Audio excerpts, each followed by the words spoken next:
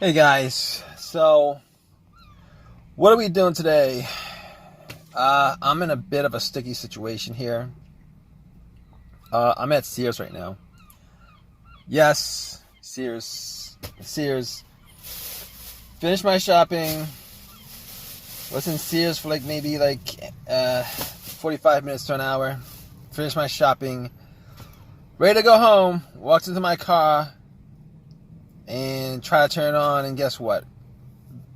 Nothing at all. But all the lights work. I mean, everything on the lights on the dash work. The radio works, the blow motor works, everything works. But I'm trying to turn this car on, and it's not cranking over. It's not cranking over. And I've tried it 15 times. Back and forth. I tried it 15 times, and it won't crank over.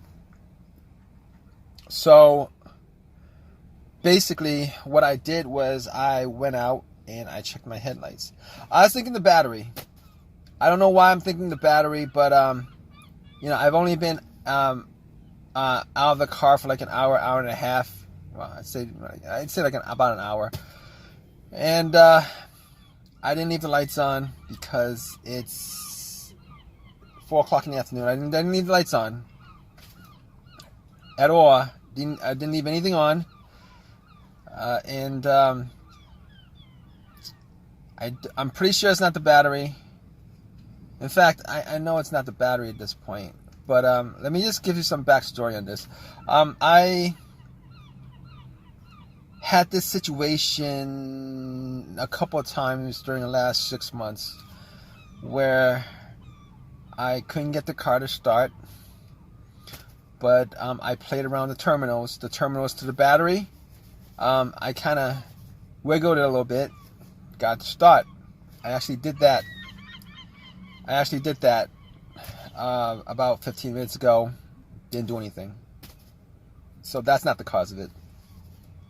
About a month ago, I did have this situation where I was right in the morning, I was ready to go to work. I got into my car and it wouldn't crank, so I did it about 3 to 5 times, pressing the gas.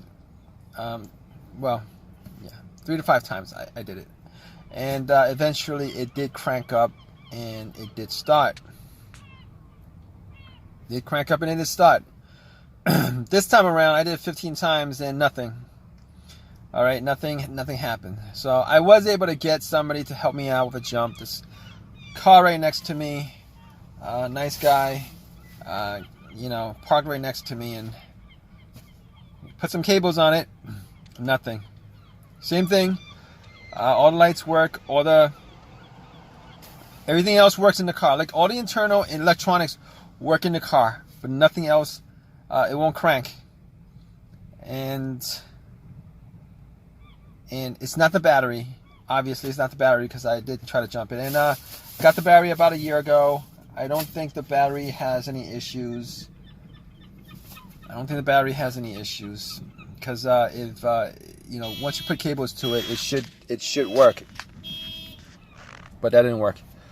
So it's not the alternator. I mean, I'm just troubleshooting at this point. It's not the alternator because the car would have to be running. It would have to be running, and then die out and then not start for that to be the alternator. And then you put cables on it, and then after you put cables on it, take it off. The car would die afterwards. So I've been through these kind of situations before. So I've had an alternator die on me while I was driving. And couldn't get the car to start. It wouldn't crank, but once you put cables to it from another car, or from an auxiliary battery or whatever, it will crank up and start. But once you take that power off, cables off, the car will die. I mean, most of the time, alternate issues happens when you're driving on the road, but that wasn't the situation. All right, this car was completely off when I got in here. So basically, what I'm left with is either some kind of electronic issue or maybe the starter that's causing it not to work. So, but I mean, it could be a fuse. Could be a fuse. It could be the relay, but I don't think it's the relay. Reason why I don't think it's the relay is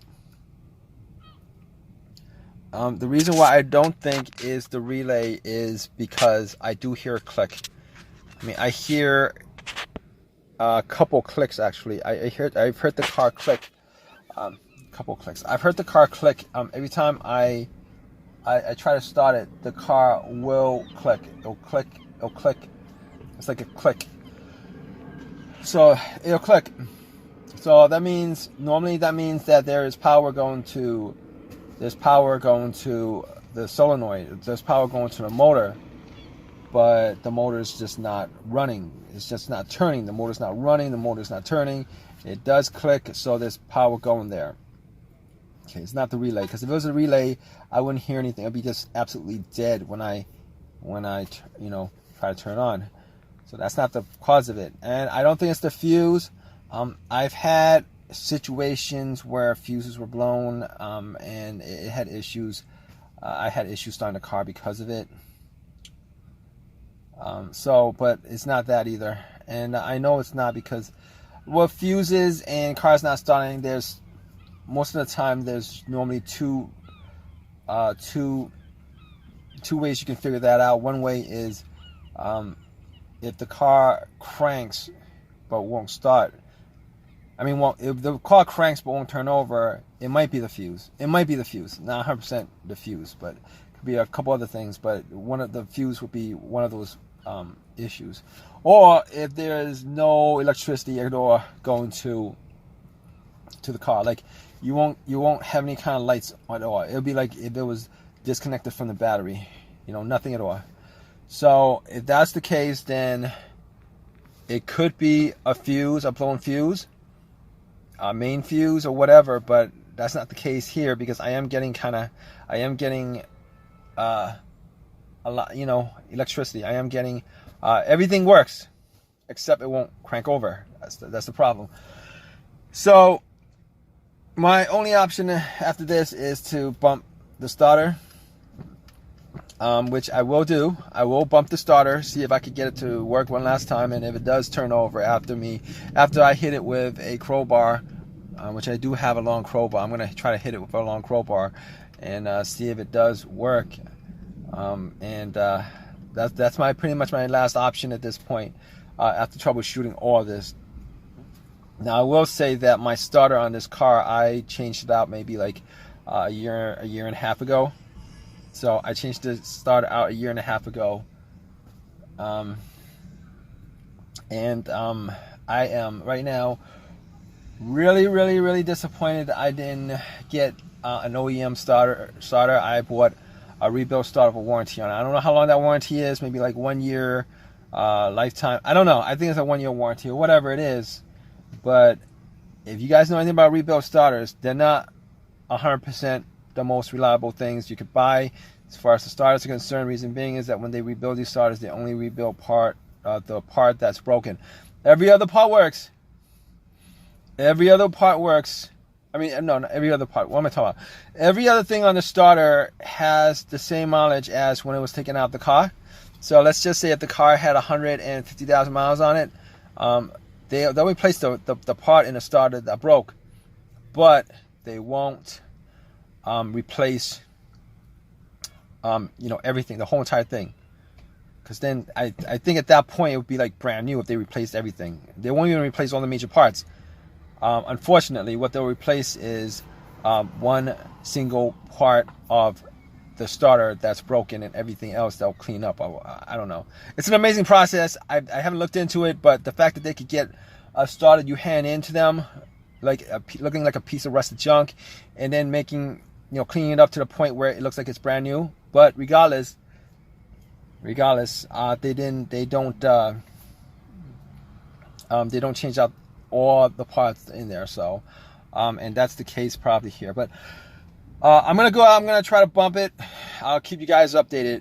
All right, guys. So I was able to get it to crank up one time, yesterday. I was able to get the car to crank up after I bumped it a couple of times and try to start a couple of times.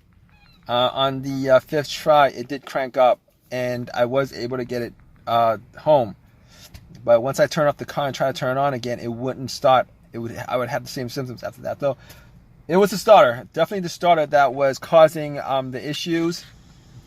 It's definitely the starter that was causing the issues on it, and so I did change the starter, and I did buy a used starter on eBay. I ordered it. I actually bought it.